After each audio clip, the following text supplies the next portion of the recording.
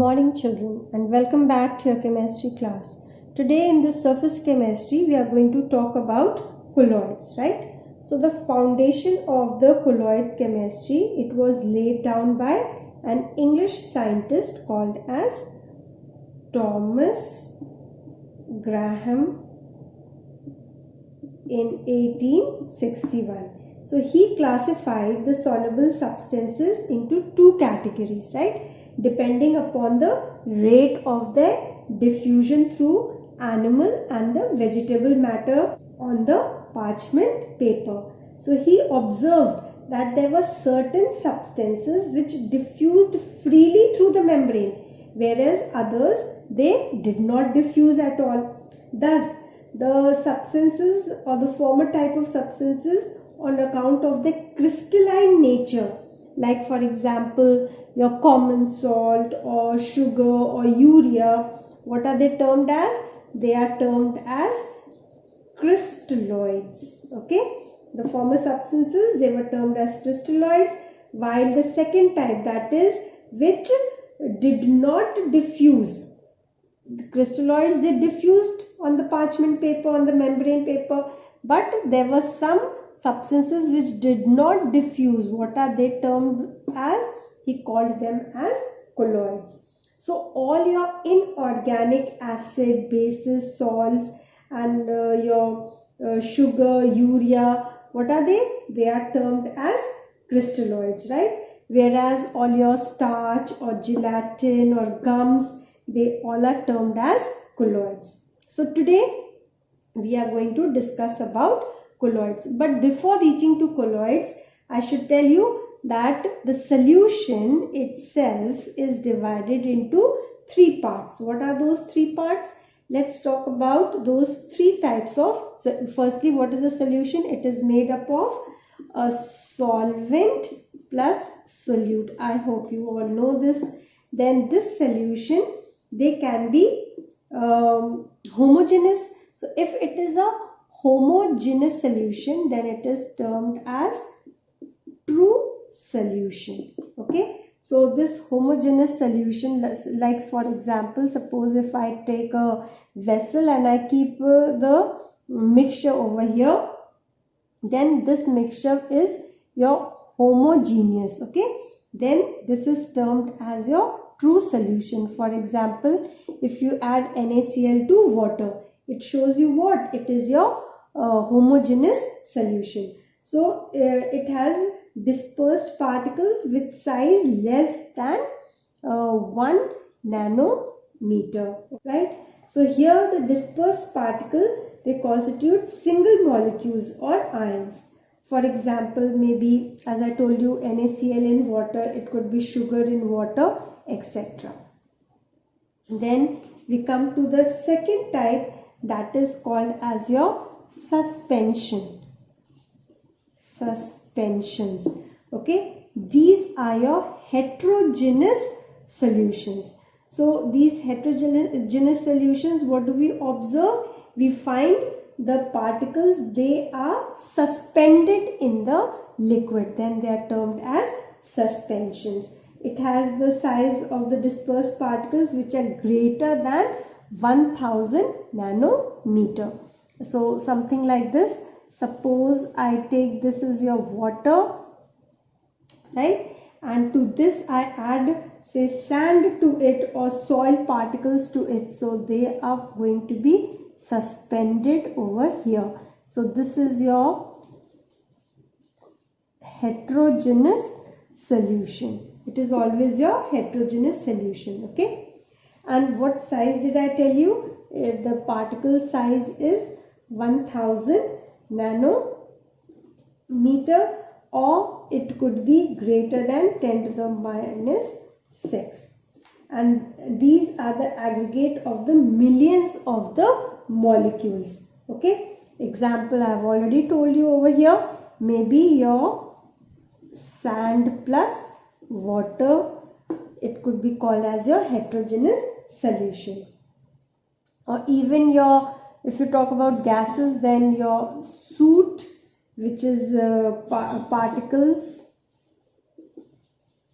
in smoke, they are also your suspensions. Then coming to the third type. What is the third type? That is what we have to study. That is colloids. So over here, they are neither true solution nor they are suspension. They are also heterogeneous in nature. Why so? Because if suppose I take water molecule over here, right, and if I add say starch to it, so what are we going to see? I'm going to find a different property over here. I'm going to find a different property over here. Thus, have you understood that though it is not suspended, but definitely it is heterogeneous in nature.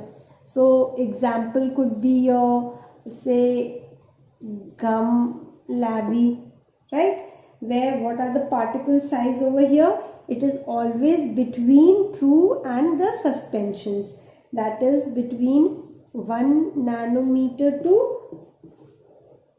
1000 nanometers, or we can say it could be between 10 to the power minus 9 to 10 to the power minus 6, okay, over here. So for example, as I have already told you, gum lavi could be, or maybe the fat droplets in the milk, or maybe blood plasma. So these are some of your colloidal examples.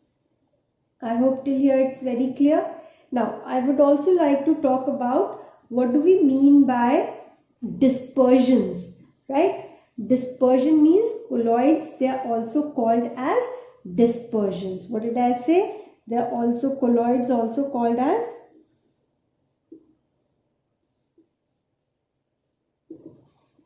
dispersions. That is, water here it is called as a dispersion medium, or maybe you can say it is a kind of a solvent, and the solute, what it will be called as? It will be called as the disperse phase. So here solution will be,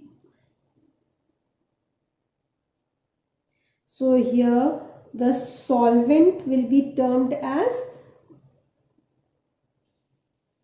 dispersion medium, okay, and the solute will be termed as disperse phase, right? I hope this is very clear. So this disperse phase, it is just like solute, as I have written you, and it is an analog of solute. This is what you have to understand, and it is also a discontinuous phase. Whereas what do we know about dispersion medium? It is analogous to your solvent, and it is a ordinary.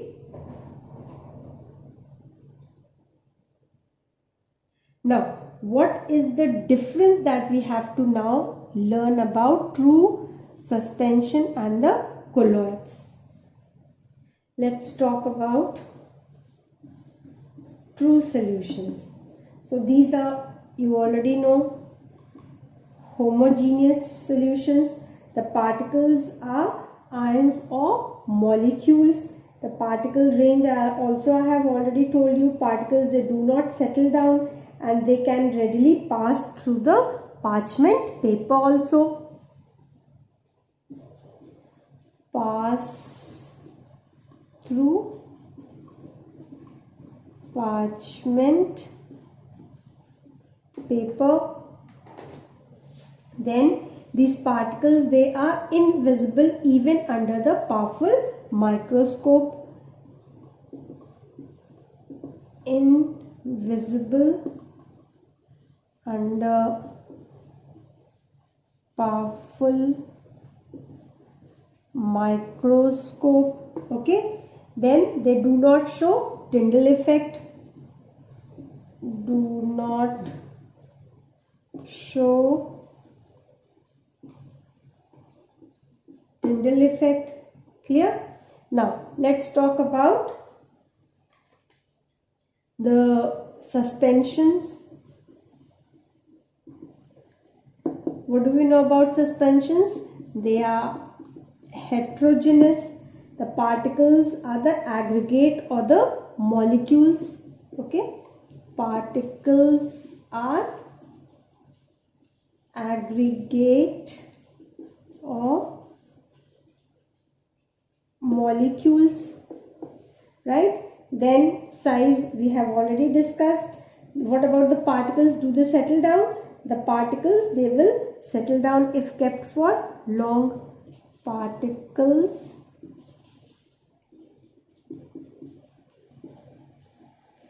settle down. Then they show no diffusion, right? Then they do not even pass through the parchment paper. Do not pass through parchment paper. Then they cannot be seen through naked eye. Cannot be seen through the naked eye. Okay, and what about the Tyndall effect? They may exhibit Tyndall effect. May exhibit Tyndall effect. Clear? Now let's talk about colloids. What do we know about colloids? They are heterogeneous in nature. They are heterogeneous. The particles, they are either single macromolecules or maybe the aggregate of the molecules. Okay. So over here, particles are either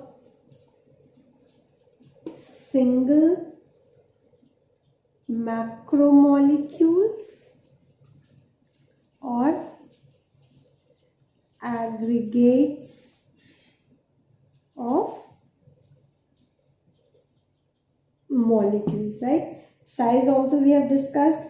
What do we know about the particles? They do not settle down. Colloids do not settle down. Okay, then they show very low diffusion also.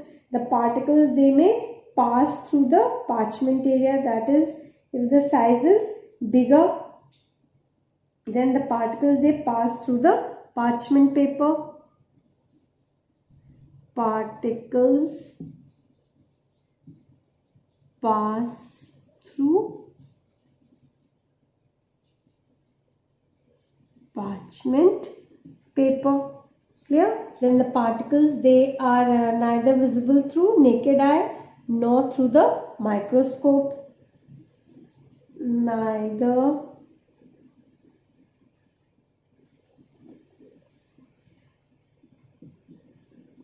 particles, neither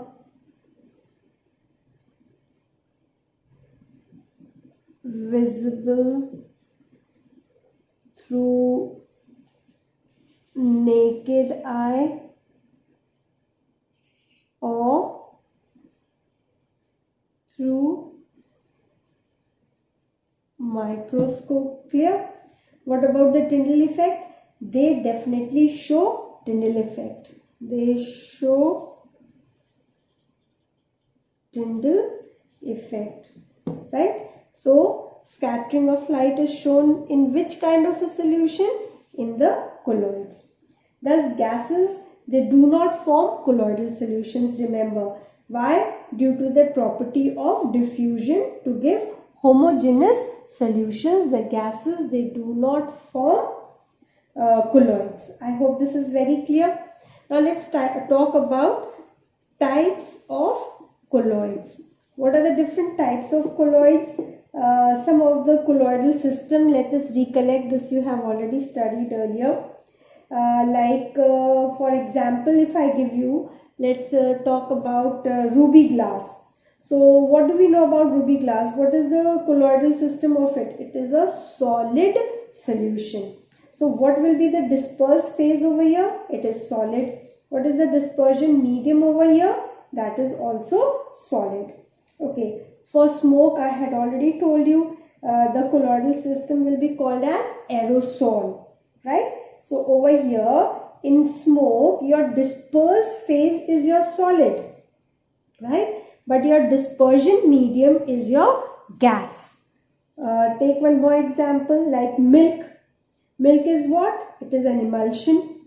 So dispersed phase is also liquid and dispersion medium is also liquid over here, right? Okay, let's take one more last example. Say fog.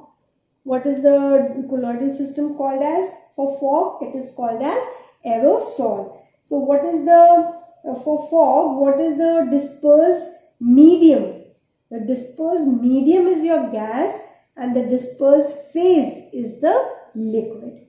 So I hope you have understood what is the difference between dispersed phase and dispersed medium also over here. But we need to remember that no gas mixture ever shows any colloidal solution. Clear? Now we are going to classify the colloids. Now we are going to study about the classification of colloids. So they can be basically divided into two. First one is based on the nature of interaction between dispersed phase and dispersion medium. Okay, so over here according to this we can divide the colloids into two types. What are they? They are called as lyophilic solutions. They are actually liquid loving. Okay, they are lyophilic solution and lyophobic solution. You have phobia, no? So here it is liquid hating solution. Lyophilic means liquid loving. Lyophobic means liquid hating kind of a solution. Okay. So the first classification of colloid is based on what? On the nature of the interaction between the dispersed phase and the dispersion medium. They are of two types, the lyophilic and the lyophobic solution. This we are going to do it in detail after I finish with the classification. Then the second one is based on the type of particles of the dispersed phase.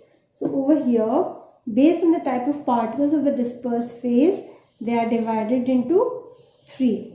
What are they? They are your multi-molecular colloidals.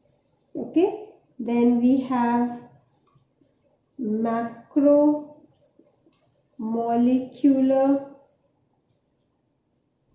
colloids or colloidals, and lastly we have associated colloids. Okay, so about classification we are going to study in tomorrow's video. Thank you. Only till here for today.